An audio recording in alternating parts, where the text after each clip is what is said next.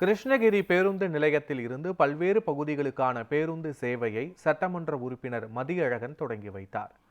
கிருஷ்ணகிரி புதிய பேருந்து நிலையத்தில் 6 வழித்தடங்களில் வழித்தட நீட்டிப்பு மற்றும் மாற்றியமைக்கப்பட்ட மகளிர் விடியல் பயண பேருந்து சேவைகளை மாவட்ட ஆட்சியர் தினேஷ்குமார் மற்றும் பர்கூர் சட்டமன்ற உறுப்பினர் மதியழகன் ஆகியோர் கொடியசைத்து துவக்கி வைத்தனர்.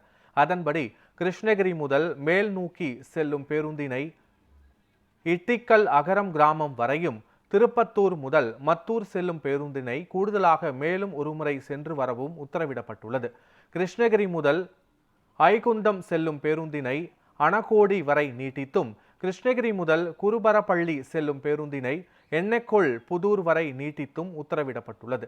இதேபோல மொத்தம் 6 வழித்தடங்களில் வழித்தட நீட்டிப்பு மற்றும் மாற்றியமைக்கப்பட்ட மகளிர் விடியல் பயண பேருந்து சேவை தொடங்கி வைக்கப்பட்டுள்ளது. இதனால் 7 கிராமங்களில் உள்ள பள்ளி கல்லூரி மாணவர்கள் மற்றும் பொதுமக்கள் என சுமார் 10,581 பேர் பேருந்து வசதி பெற்று பயனடைவார்கள்.